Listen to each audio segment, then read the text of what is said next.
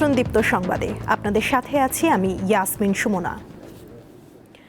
রাজধানীর মিরপুরের পল্লবীতে 7 বছরের শিশু রামিসাকে ধর্ষণের পর নৃশংসভাবে হত্যার ঘটনায় এক সপ্তাহের মধ্যে তদন্ত প্রতিবেদন জমা দিতে ঢাকা মেট্রোপলিটন পুলিশ কমিশনারকে নির্দেশ দিয়েছেন আইন, বিচার ও সংসদ বিষয়ক মন্ত্রী মোহাম্মদ আসাদুজ্জামান। বৃহস্পতিবার সচিবালয়ে আইনমন্ত্রী জানান, এ ঘটনায় দ্রুত তদন্ত শেষ করে স্বল্প সময়ের মধ্যে বিচার প্রক্রিয়া সম্পন্ন করতে প্রয়োজনীয় সব ধরনের পদক্ষেপ নেওয়া হবে। বুধবার বিকেলে শিশু রামিসাকে ধর্ষণের পর গলা কেটে হত্যার ঘটনায় আদালতে দোষ স্বীকার করে জবানবন্দি দিয়েছে আসামি সোহেল রানা। শিশুটির ওপর চালানো নৃশংসতার বর্ণনা দেয় ঘাতক। ঢাকার মেট্রোপলিটন ম্যাজিস্ট্রেট আমিনুল ইসলাম জুনায়েদ ফৌজদারি কার্যবিধির 164 ধারায় আসামির স্বীকারোক্তিমূলক জবানবন্দি রেকর্ড করেন। পুলিশ কমিশনারকে টেলিফোন করে বলেছি, এই মামলার তদন্ত প্রতিবেদন যতটা দ্রুত সম্ভব 1 সপ্তাহের মধ্যে করার ব্যবস্থা করেন। আমরা এটাকে সর্বোচ্চ গুরুত্ব দিচ্ছি। সুতরাং রামিসার বাবার জবাব, উনি যেটা হতাশা ব্যক্ত করেছেন, সেটার একমাত্র উত্তর হবে যদি আমরা এই বিচার প্রক্রিয়াটাকে প্রত্যাশিতভাবে অতি দ্রুততম সময়ের মধ্যে করতে পারি, সেটাই হবে আমাদের জবাব। ডক্টর মোহাম্মদ ইউনূসের নেতৃত্বাধীন অন্তর্বর্তী সরকারের 18 মাসের কর্মকাণ্ডের তদন্ত চেয়ে দায়ের করা রিট আবেদন খারিজ করে দিয়েছে হাইকোর্ট। বিচারপতি আহমেদ সোহেল ও বিচারপতি ফাতেমা আনোয়ারের সমন্বয়ে গঠিত বেঞ্চ বৃহস্পতিবার এই আদেশ দেন। এর আগে গত 17 মে রিটটি করা হয়। ওই দিন শুনানি শেষে আদালত আদেশের জন্য আজকের দিন ধার্য করেছিল।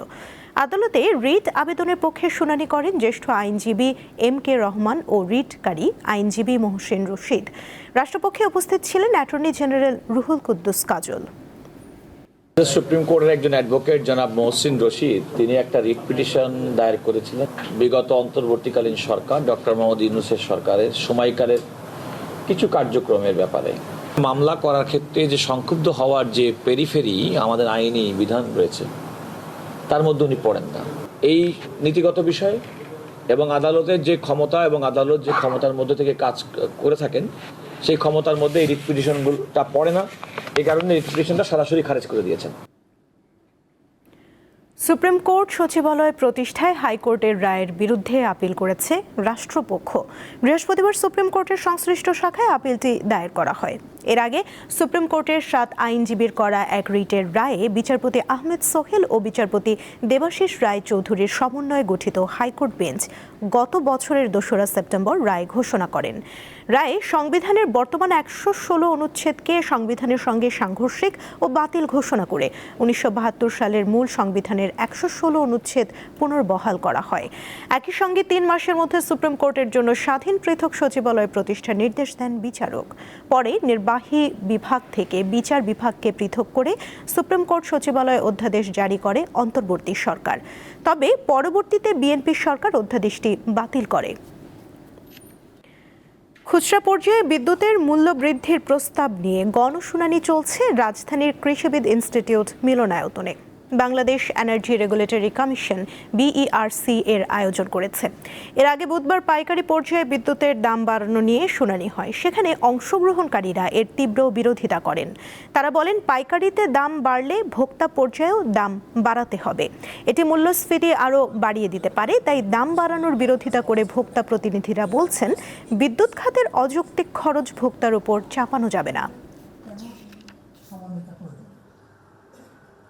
এবং আমাদের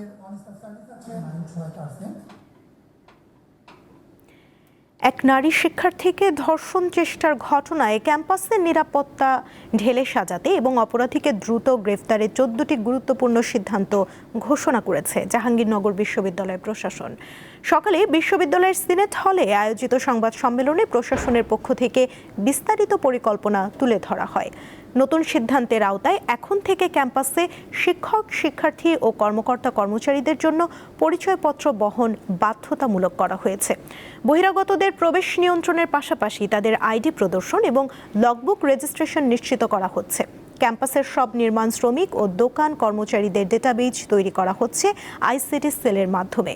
এছাড়া ঝুঁকিপূর্ণ স্থানগুলোতে সিসি ক্যামেরার পাশাপাশি এআই ক্যামেরা বসানো, গেটে নিরাপত্তা প্রহরীর সংখ্যা বাড়ানো এবং আলবেরুনি হলের পরিত্যক্ত টিন শেড ভেঙে ফেলার কাজ শুরু হয়েছে। র্যাগিং ও বুলিং প্রতিরোধে গঠিত হচ্ছে একটি স্থায়ী কমিটি। নারায়ণগঞ্জের ২৫০০-এ ভেকু দিয়ে মাটি কাটাকে কেন্দ্র করে দ্বন্দ্বের জেরে ওসমান গনি নামে একজনকে কুপিয়ে হত্যার অভিযোগ উঠেছে। নিহত ব্যক্তি ব্রাহ্মণদী ইউনিয়ন বিএনপির সাধারণ সম্পাদক ছিলেন বলে জানা গেছে। গতরাত আনুমানিক ১:৩০টার দিকে উপজেলার দুপতারা ইউনিয়নের পাঁচগাঁও চরপাড়া এলাকার বিল সংলগ্ন কাউন্দার চক এলাকায় এই ঘটনা ঘটে।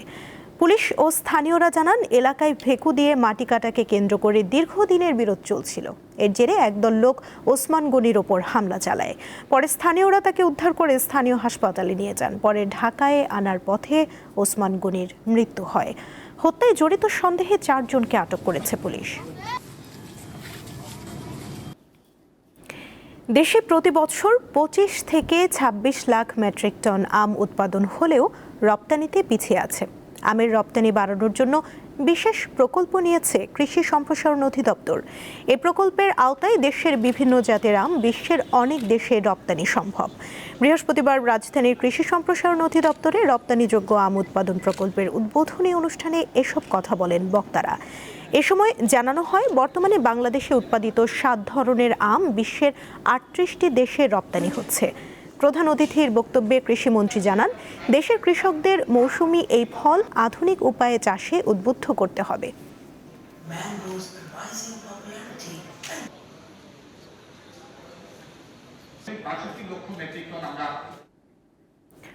কুমিল্লা চাঁদপুর রুটে অনির্দিষ্টকালের জন্য বাস চলাচল বন্ধ ঘোষণা করেছেন পরিবহন শ্রমিকরা। চাঁদপুরের হাজীগঞ্জে যাত্রীবাহী বাসের শ্রমিকদের উপর হামলা ও গাড়ি ভাঙচুরের ঘটনার প্রতিবাদে এ কর্মসূচি ঘোষণা করেন তারা। পরিবহন শ্রমিকদের দাবি, অজ্ঞাত পরিচয় একদল দুর্বৃত্ত অতর্কিত হামলা চালিয়ে তাদের ১৫টি বাস ভাঙচুর করেছে। ঝিনাইদহের কোটচাঁদপুরে সাফদারপুর রেল স্টেশন এলাকায় মালবাহী ট্রেনের একটি বগি লাইনচ্যুত হয়। এতে সাময়িক বন্ধ হয়ে যায় খুলনার সাথে রাজশাহী সহ উত্তরবঙ্গ ও ঢাকা রুটের ট্রেন চলাচল। বৃহস্পতিবার ভোর রাতে কোটচাঁদপুরের সাফদারপুর রেল স্টেশন এলাকায় ঘটনা ঘটে। স্টেশন মাস্টার গোলাম রসুল নয়ন জানান, খুলনার মোংলা থেকে ছেড়ে আসা ঈশ্বরদীগামী একটি মালবাহী ট্রেন সাফদারপুর স্টেশনের কাছে পৌঁছালে রাত ৩টার দিকে পেছনের একটি বগি লাইনচ্যুত হয়। এতে বন্ধ হয়ে যায় খুলনার সাথে রাজশাহী সহ উত্তরবঙ্গের রেল চলাচল। সকাল 7টায় খুলনা থেকে একটি উদ্ধারকারী ট্রেন ঘটনাস্থলে পৌঁছে উদ্ধার কাজ সম্পন্ন করে। সকাল 8টায় ট্রেন চলাচল স্বাভাবিক হয়েছে বলে জানিয়েছেন স্টেশন মাস্টার গোলাম রসুল নয়ন।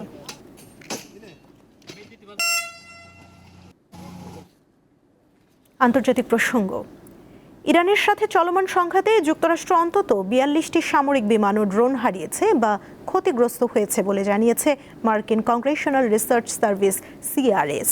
সংস্থাটির এক প্রতিবেদনে এ তথ্য উঠে এসেছে। বুধবার প্রকাশিত প্রতিবেদনে ক্ষয়ক্ষতির তালিকায় যুদ্ধবিমান, নজরদারি বিমান, উদ্ধারকারী হেলিকপ্টার ও ড্রোন সহ মোট ৪২টি অত্যাধুনিক আকাশযান ক্ষতিগ্রস্ত বা হারানোর তথ্য উল্লেখ করা হয়েছে।